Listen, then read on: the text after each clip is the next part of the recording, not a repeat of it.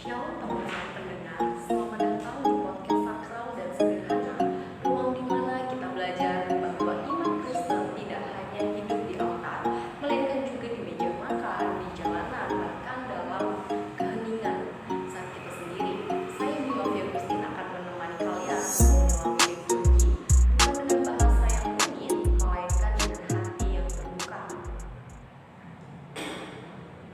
Hari ini kita akan ngobrol soal satu pertanyaan besar mengenai apa itu liturgi yang boleh dipaparkan ke saudara apa?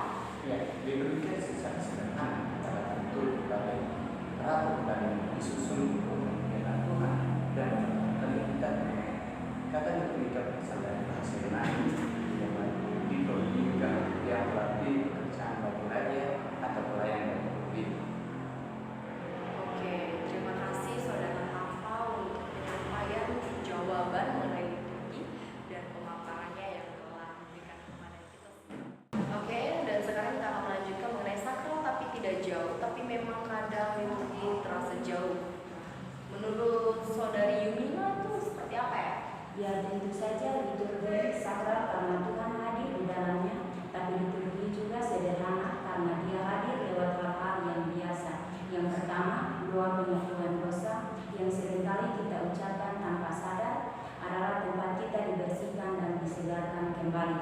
Yang kedua, nyanyian pujian itu bukan hanya lagu, tapi suara hati yang bersatu dengan seluruh gereja, bahkan dengan langit dan bumi. Yang ketiga, diam sejenak itu bukan jeda kosong, tapi ruang bagi Roh Kudus bekerja dalam keinginan. Oke, terima kasih saudari Yumina untuk pemaparannya dan penjelasannya mengenai saklar tersebut.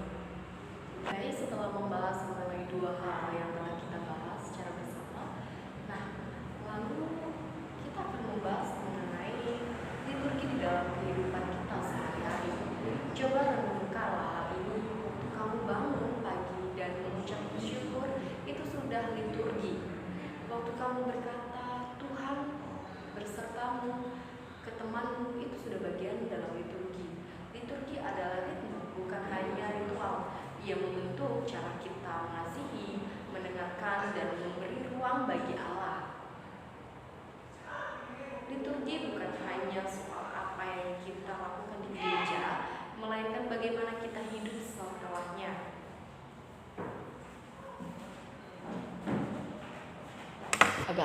Oke teman-teman, setelah kita mendengarkan penjabaran ataupun pemahaman mengenai dua hal yang telah kita bahas tadi, kita akan mendengarkan sedikit cerita dari saudara Hafa mengenai liturgi di dalam kehidupan sehari-hari. Dan untuk saudara Hafa, boleh dong cerita sedikit mengenai liturgi di dalam kehidupan sehari-hari itu seperti apa, ataupun mungkin pernah mendengarkan gitu. Ya, cerita singkat. Aku pernah mendengar kisah seorang ibu rumah tangga. Dia bilang, di Florida bisa adalah saat umat berdiri bernyanyi anak domba Allah.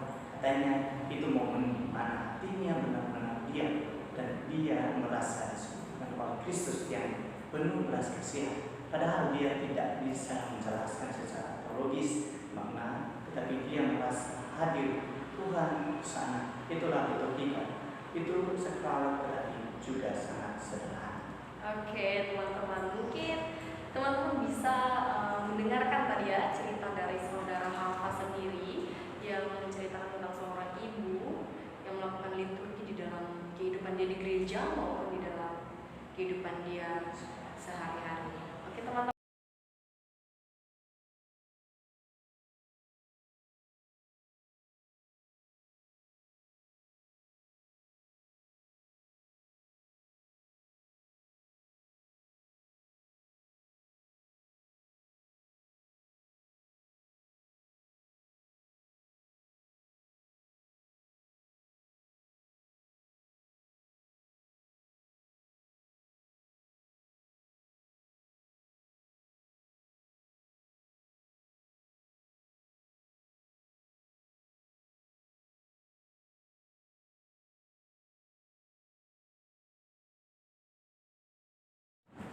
Baik, kita akan melanjutkan pertanyaan yang kedua. Mengapa liturgi itu banyak sekali menggunakan simbol dan gerakan. Dan jawaban ini mungkin boleh dijawab oleh saudara Hafa. Ya, saya menjawab. Tubuh dan roh kita dipanggil untuk menyimpang, berdiri berlutut, membuat tanda salib, mencium altar, itu semua bentuk ekspresi rohani melalui tubuh. Nah, kesimpulannya, simbol itu bukan hanya tradisi, tetapi sebenarnya untuk menyentuh hati dan roh kita masuk ke kesadaran akan kehadiran Allah. Oke, terima kasih untuk saudara Hafa telah memberikan penjabaran mengenai pertanyaan yang telah saya berikan tadi. Baik, kita akan melanjutkan pertanyaan selanjutnya, yang dimana liturgi ini selalu berkaitan dengan peribadahan, ya saudara-saudara, peribadahan yang telah dilakukan di gereja. Namun kita tentu saja bertanya-tanya, apa gunanya liturgi ini dilakukan secara berulang-ulang? Dan mungkin untuk saudari Yumina boleh menjawab pertanyaan yang telah disampaikan. Baik, saya akan menjawab. Dalam pengulangan kita dibentuk sama seperti kita makan setiap hari. Liturgi menjadi kita makanan rohani yang menjadi karakter dan iman. Jadi kesimpulannya dalam hal yang tanpa ini Tuhan mendidik kita secara perlahan tapi nyata. Oke, terima kasih untuk saudari Yumina yang telah memberikan kita jawaban yang sangat sederhana dan mungkin kita boleh mengerti ya saudara-saudari. Oke, lanjut saja kita akan membahas mengenai pertanyaan selanjutnya, di mana apakah liturgi itu bisa kita laksanakan atau kita lakukan di rumah? Karena setahu pemahaman mungkin kaum awam, bahwasanya liturgi itu selalu diadakan di dalam gereja. Nah, mungkin untuk saudara Hafa boleh menjawabnya secara yang sederhana saja. Mungkin teman-teman yang lain boleh dapat memahami dengan kata-kata saudara Hafa. Iya, di sini saya menjawab. Ya, benar, liturgi berdoa bersama keluarga, membaca firman, bahkan kebiasaan memberi salam atau berdoa di rumah itu bagian liturgi hidup kita. Nah, kesimpulannya liturgi adalah kehidupan yang ditata